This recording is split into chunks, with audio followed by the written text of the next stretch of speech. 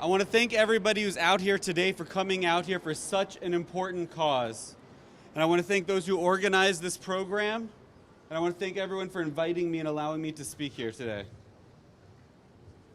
Prefer it this way. Thank you. There's just a few things that I want to say, and I want to keep it brief. The first thing is that it's wonderful that there are people here today from all sorts of different communities gathered together to support the ending of anti-Semitism. I want to say that Black lives matter. I want to say that Asian lives matter. Queer lives matter, Muslim lives matter, women's lives matter, Indigenous lives matter. But so do Jewish lives. It saddens me when I go across my social media feeds and I see the same people who post and stand up for any other group silent when there is an attack on the Jewish community. It saddens me when I go to rallies or I see them in the news and they don't get the same spotlight and media attention that other rallies do when it's a rally to stop anti-Semitism.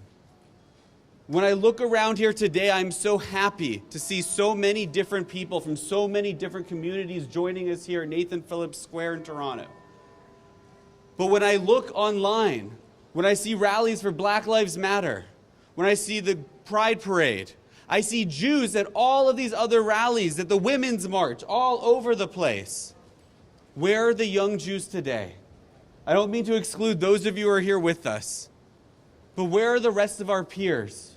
Where are our friends? Why is it okay to stand up for any other group, but not for ourselves? I'm reminded of the poem that's made famous after World War II. The person who didn't speak up for the communists, didn't speak up for the trade unionists, didn't speak up for the socialists, didn't speak up for the other groups that weren't them, didn't speak up for the Jews. But then when they came for them, they realized there was nobody left to speak for them. Well, we learned one lesson from that. We've learned an important lesson, which is to stand up for other groups. We are minorities, and we are only strong when we stand together. But there's a second half of that we didn't learn as Jews, which is it's okay to stand up for ourselves. That we need to stand up for ourselves.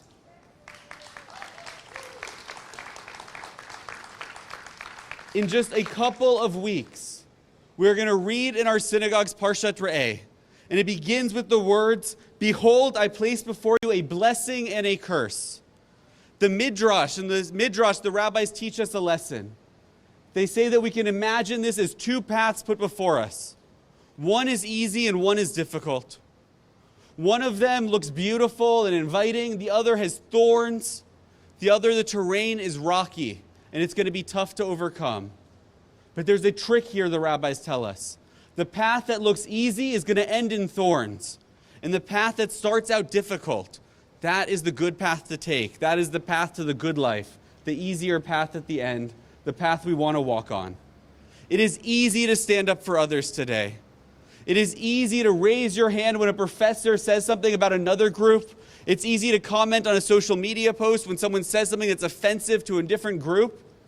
But it's hard today to stand up for yourself, to make space in the world, to say, I take up space and that's okay. I matter. We matter. But that's what we have to do. We have to be willing to walk that difficult path, to stand up for ourselves. Because if history has taught us anything, if we don't stand up for ourselves, nobody else will. I'm so happy to see other speakers today from other groups. I'm so happy today to see such a diverse group coming together to end hatred of the Jewish people, to stand up against anti-Semitism. And we should continue to stand up for every group out there when something happens. But as Jews, we have to know it's okay to stand up for ourselves. We must stand up for ourselves. Thank you so much.